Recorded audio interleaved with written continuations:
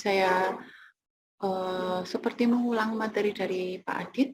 Jadi membahas dulu tentang kurva baku dan isolasi protein. Sebelum masuk ke kurva baku, kita bahas dulu tentang protein. Nah, protein itu ada protein intraseluler dan protein ekstraseluler. Nah, protein intraseluler merupakan jenis protein yang diproduksi di dalam sel. Jadi ada yang di dalam sel serta ada yang di luar sel. Maksudnya di dalam sel itu adalah kalian sudah pernah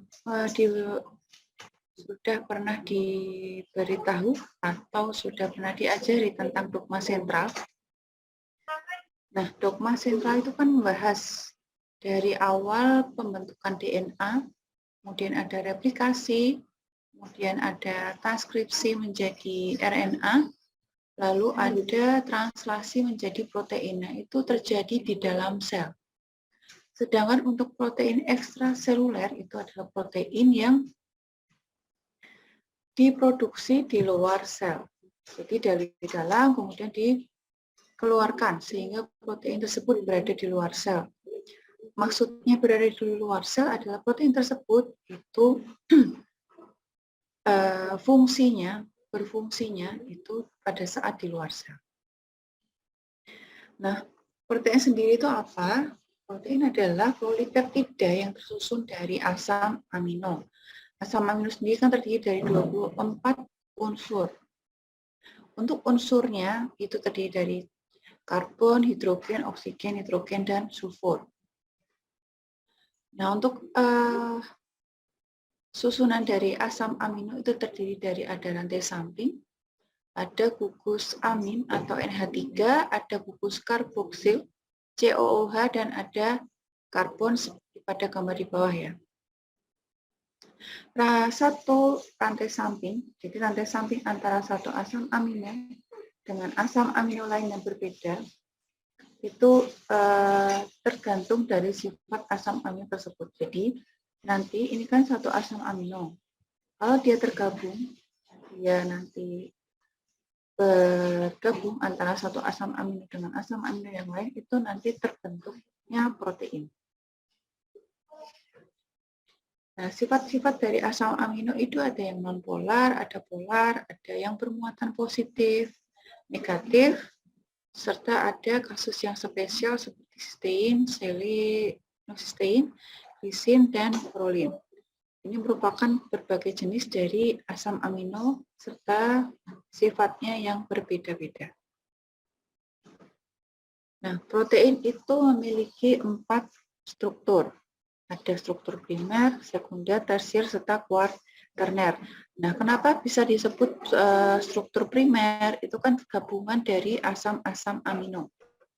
Kalau struktur primer itu mungkin gabungan dari 2 jenis asam amino. Jadi antara satu dengan yang satu saling terhubung. Itu menjadi struktur primer dari protein. Nah, kemudian bentuk dari struktur primer itu masih linear, masih lurus. Gitu. Jadi belum seperti yang struktur selanjutnya. Saking banyaknya atau nanti kalau asam-asam amino itu sudah tergabung, tidak hanya 2 asam amino, nah nanti ada asam amino ketiga, asam amino keempat, tergabung menjadi satu. Nah nanti kalau sudah ada interaksi tersebut, maka protein berubah lagi strukturnya menjadi struktur yang sekunder. Kalau dia strukturnya sekunder itu seperti spiral ini. Nah, jadi sudah banyak asam amino yang terhubung. Kemudian kalau sudah lebih banyak lagi asam amino yang tergabung, dia menjadi struktur tersier. Jadi hampir seluruh rantai polipeptida saling berikatan. Struktur tersier seperti ini. Nah, struktur tersier ini ada ikatan yang namanya ikatan non-kovalen. Jadi ada ikatan ion, bisa dikatakan sebagai ikatan ion, ikatan van der Waals, dan ikatan hidrogen. Jadi kalau terbentuk adanya ikatan tersebut, makanya struktur protein yang tersier ini terbentuk. struktur protein tersier ini sudah dapat menjalankan fungsinya. Jadi protein itu kan memiliki fungsinya masing-masing. Kalau sudah dalam bentuk tersier, ini sudah bisa menjalankan fungsinya. Sedangkan untuk struktur yang sekunder maupun primer ini belum dapat menjalankan fungsinya. Nah, ikatan atau struktur tersier ini itu cenderung lemah, jadi mudah lepas sehingga protein itu mudah terdenaturasi atau kehilangan sifat fisiologisnya. Nah, untuk isolasi protein ini, kita kan harus memecah proteinnya menjadi dengan berat molekul yang berbeda. Jadi isolasi protein, kemudian SDS batch itu kan fungsinya untuk memisahkan protein berdasarkan berat molekulnya. Nah, protein yang akan kita pecahkan itu bentuknya masih kuartener, seperti benang kusut. Nah, kan kalau mau kita pisah-pisah itu harus dalam bentuk yang lurus atau berbentuk ini ya, berbentuk linear seperti struktur primer. Nah, caranya seperti apa merubah protein yang masih dalam struktur kuartener menjadi struktur primer nanti akan dijelaskan selanjutnya. Sebelum kita masuk ke isolasi protein dan SDS batch, kita perlu mempersiapkan dulu larutan standar untuk membuat kurva baku. Kurva baku itu apa? Jadi kurva baku itu terbuat dari sederetan larutan standar yang masih dalam batas linearitas sehingga dapat diregresi linearkan. Maksudnya apa? Kurva baku itu fungsinya biasanya digunakan untuk menghitung konsentrasi larutan sampel. Nah, kalau kita kan untuk menghitung konsentrasi dari protein sampel. Sehingga nanti kita tahu konsentrasi dari sampel proteinnya itu berapa. Itu menggunakan kurva baku. Jadi nanti ada rumus dari kurva baku setelah kita membuatnya dari bahan-bahan tersebut. Kurva baku itu ada 3 komponen yang penting, jadi bahan atau reagen yang paling penting dari kurva baku ada 3, ada bovine serum albumin atau BSA, ada DH2O atau aqueous, dan ada BPA atau Biuret Protein Assay. Yang pertama saya bahas tentang BSA. BSA itu adalah protein standar untuk membuat kurva. Dia terbuat dari protein sapi yang berbentuk globular. Globular itu bentuknya seperti struktur yang kuartener. Nah, bisa nggak selain protein standarnya bisa nggak selain pakai BSA? Bisa, asalkan kita sudah mengetahui konsentrasinya. Jadi seumpama 1 mikroliter dari larutan BSA itu konsentrasinya berapa? Nah, kita harus sudah tahu. Kalau belum tahu, tidak dapat digunakan sebagai protein standar. Pada saat kita membeli BSA, itu bentuknya masih serbuk. Jadi nanti kita encerkan PPS dengan perbandingan 1:1. Kenapa harus diencerkan? Kenapa harus dibuat menjadi cair? Karena kan mau kita larutkan, mau kita campurkan dengan DH2O, dengan BPA yang semuanya berbentuk cair. Serta kan kita mau mengeceknya di spektrofotometer. Untuk mengecek absorbansi, nah kita kan harus menggunakan bahan atau reagen yang berbentuk cair. Maka dari itu, BSA yang masih dalam bentuk serbuk harus kita encerkan. Kenapa mengencerkannya harus menggunakan PBS? Karena PBS itu sifatnya sebagai larutan penyangga. Dia untuk menyeimbangkan pH.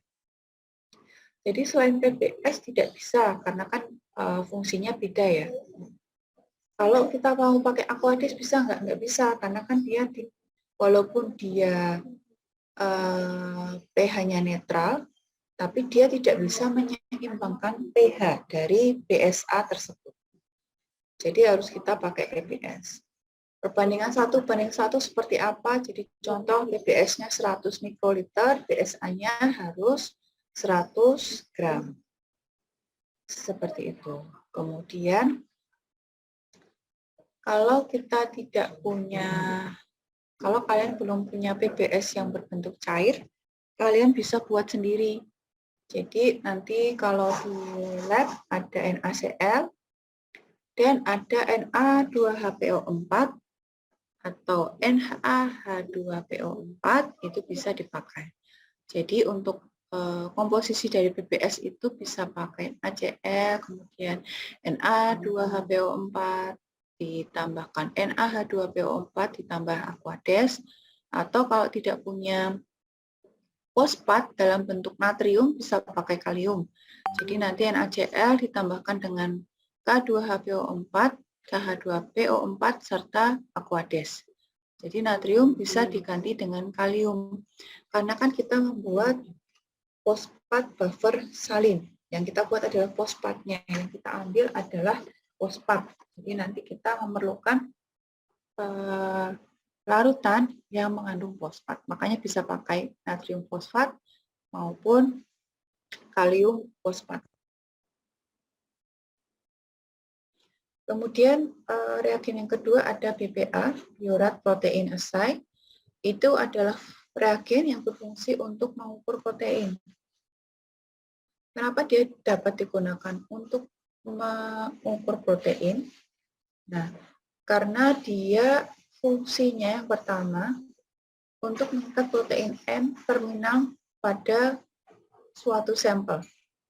Nah, kalau di sini kan kita pakai BSA ya, yang proteinnya akan kita hitung. Nah, nanti si BPA ini dapat mengikat rantai N terminal pada BSA. Selain itu, BPA juga untuk memberi warna protein. Jadi kan biasanya sampel protein atau sampel dari sampel dari isolasi protein yang kita pakai itu kan warnanya bening biasanya. BPA ini warnanya pertama dia coklat, nanti kalau sudah dicampur dengan larutan yang mengandung protein itu nanti warnanya berubah menjadi biru. Nah, dia akan memberi warna protein. Pada saat kita beli awal dari BPA ini warnanya coklatan dulu. Nanti kalau sudah dicampur baru berwarna biru. Nah, komponen utama dari BPA ini adalah formasi brilliant blue. Nah, bagaimana sih caranya si BPA ini dapat mengikat protein atau dapat memberi warna protein sehingga kita bisa mengukur konsentrasi dari protein itu gimana? Itu begini caranya. Jadi kan ini unstable cationic CBB atau formasi brilliant blue ini adalah BPA yang belum dicampurkan dengan atau belum ditambahkan dengan larutan yang mengandung protein. Dia masih belum stabil, warnanya masih kecoklatan. Kemudian setelah ditambahkan dengan protein, kemudian nanti dia akan ada reaksi ionik. Jadi dari positif dan negatif nanti menjadi saling tarik-menarik seperti itu. Ikatannya dinamakan ikatan van der Waals. Nah, kemudian nanti si CBB ini akan mengikat di gugus NH3 atau gugus amina di sini, di bagian kiri. Kalau di kanan kan COOH ini adalah gugus karboksil. Nah, di sebelah kiri saya ini adalah gugus amina NH3. Ya kan, si CBB nanti mengikatnya di sini. Kalau tidak ada ikatan antara gugus amina dengan CBB, nanti dia akan tidak terjadi pewarnaan atau warnanya tidak menjadi biru. Jadi coklat enggak, jadi coklat lagi enggak, nanti warnanya akan menjadi bening kalau tidak ada protein di situ. Nah, ini akan ada ikatan ionisasi. Metode ini dinamakan sebagai metode Bradford. Jadi nanti metode yang akan kita gunakan untuk mengukur konsentrasi protein dinamakan metode Bradford. Jadi metode Bradford itu apa? Yaitu uji protein kolorimetrik. Jadi tergantung pada perubahan warna biru yang terbentuk pada sampel yang menandakan adanya protein dengan menggunakan komponen utama yaitu CPP. Metode Bradford ini adalah metode kuantitatif, jadi dia bisa mengukur konsentrasi protein dengan menggunakan absorbansi. Absorbansinya didapatkan dari mana? Didapatkan dari nanti kita ukur menggunakan alat spektrofotometer visible. Oke.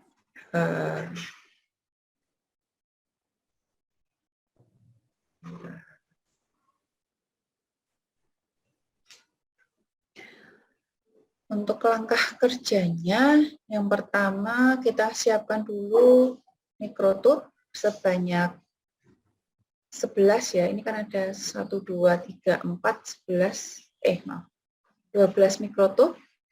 Jadi nanti diberi label dulu, ada 0, 0,5, 1 sampai 10. Labelnya itu menandakan seberapa banyaknya BSA yang dimasukkan. Jadi ada 0, jadi tidak ada BSA, ini sebagai larutan belangko. Kemudian ada 0,5 atau setengah mikroliter sampai 10 mikroliter. Setelah diberi label, kita masukkan dulu aquadesnya. Aquadesnya sebanyak ini. Jadi nanti kalau larutan belangko itu 800 mikroliter, nah kalau ada BSA-nya, kita kurangi aquadesnya. Kalau BSA-nya 1 mikroliter, ya aquadesnya 799 dan seterusnya. Setelah dimasukkan aquades, baru kita masukkan BSA. Kenapa tidak BSA dulu? Karena nanti kalau BSA-nya dulu yang kita masukkan, kan dia volumenya sangat kecil. Nanti tidak akan terlihat kalau dia nempel atau enggak, itu enggak akan terlihat. Nah, kalau sudah ada aquadesnya, nanti tipnya bisa langsung dimasukkan saja, ditempelkan ke aquades, langsung dihomogenkan. Setelah masuk semua aquades dan BSA, baru kita tambahkan BPA. Nah, kenapa enggak kita tambahkan BPA-nya dulu? Nanti kalau sudah ditambahkan BPA, larutan akan bereaksi. Nah, padahal kita harus menginkubasinya selama 10 menit. Kalau kita masukkan BPA-nya dulu, kemudian BSA-nya terakhir, nanti tidak sama waktunya inkubasi. Gitu. Jadi nanti BPA-nya dilarutkan terakhir, dicampurkan terakhir, baru kita inkubasi selama 10 menit. Apa yang terjadi pada saat inkubasi selama 10 menit tersebut? Proses dari prinsip Bradford assay, yaitu proses ionisasi ini terjadi. Perubahan warna coklat menjadi warna biru, penempelan CPP ke struktur protein itu akan terjadi. Di gugus amin itu akan terjadi pada waktu 10 menit tersebut. Itu terjadinya pada waktu 10 menit tersebut. Setelah kita tunggu waktu 10 menit, diinkubasinya di suhu ruang saja, lalu kita tuang larutannya ke kuvet. Jadi masing-masing kita tuang ke kuvet, baru kita cek di spektrofotometer visible dengan panjang gelombang 595 nanometer. Ini kan ada dua cara ya, ada kurva baku cara 1, ada kurva baku cara 2. Jadi kalau cara 1 itu nanti absorbansinya jelek, maksudnya jelek itu tidak berurutan, harusnya kan dari 0 nih, belangko itu harusnya 0. 0,5 harus lebih besar dari 0, dan sampai BSA ke atas itu harus lebih besar.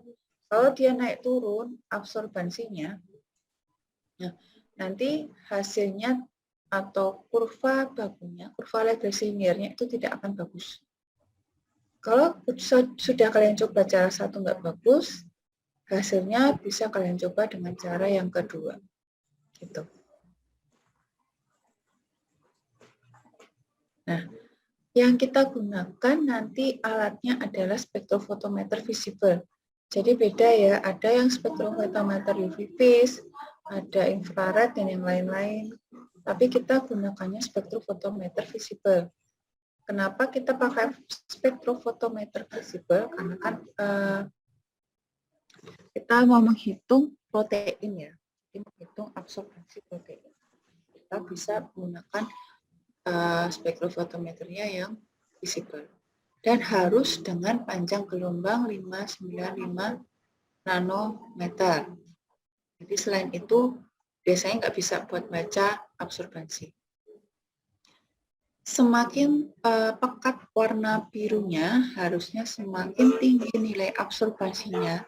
Semakin tinggi nilai absorbansi, harusnya konsentrasi protein juga harus semakin tinggi. Jadi kalau warnanya transparan, nanti cahayanya diteruskan, itu nanti tanpa absorbansi. Kalau warnanya gelap atau biru, nanti cahayanya diserap.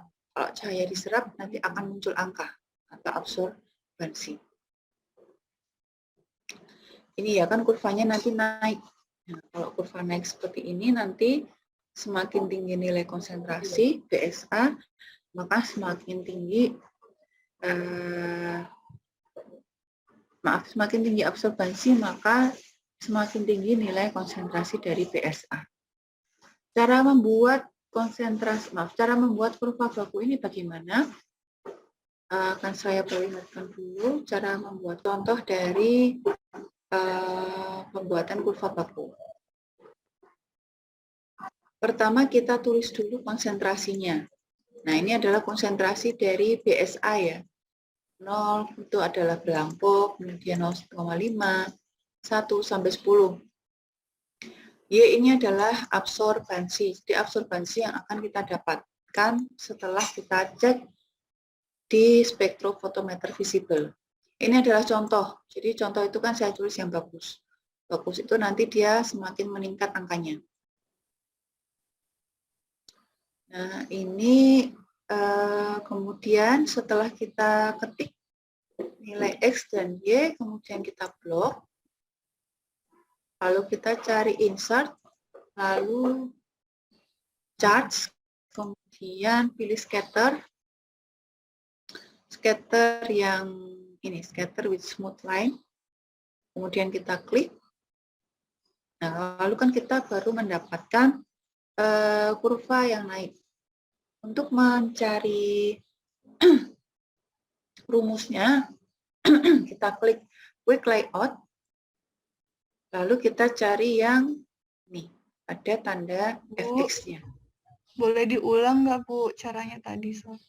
Oke, saya ulang. Ini kan ada nih, ada X, ada Y. Nanti kalian tulis dulu. X itu adalah konsentrasi BSA yang sudah kita ketahui tadi. 0 sampai 10. 0 ini boleh tidak dimasukkan ya. Tapi biasanya saya masukkan. Jadi 0 itu adalah nilai belangko. Kemudian Y itu adalah absorbansi dari hasil kita cek di spektrofotometer visible. Nanti kita masukkan nilai 0, 0,01, 0,09, dan seterusnya. Harusnya nilainya seperti ini ya. Jadi semakin tinggi nilai konsentrasi, harusnya absorbansinya semakin tinggi. Nanti saya beri contoh, ada contoh satu yang sudah pernah dikerjakan, itu nilainya naik turun. Nah, setelah kita masukkan X dan Y, kita blok dua-duanya seperti ini. Kemudian kita cari insert, lalu kita cari charge, klik, kemudian cari scatter yang with smooth lines. Nah, kemudian kita klik, kita akan mendapatkan kurva.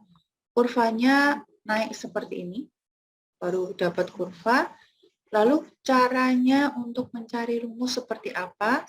Kita klik quick layout, kemudian kita cari yang fx, layout nomor 9. Klik. Nah, baru kita mendapatkan rumus. Y sama dengan 0,0919x min 0,0419 dengan nilai regresi 0,9926. Jadi kalau kalian mendapatkan rumus, itu bisa Y sama dengan AX plus B, bisa Y sama dengan AX min B. Jadi A nilai 0, nilai sebelum X ini harus lebih rendah daripada B. Kalau tandanya minus, nilai B harus lebih rendah daripada nilai A. Kalau plus A harus lebih rendah dari B, kalau minus B harus lebih rendah dari A. Kemudian nilai regresi harus mendekati nilai 1. Kenapa harus mendekati nilai 1? Karena kalau dia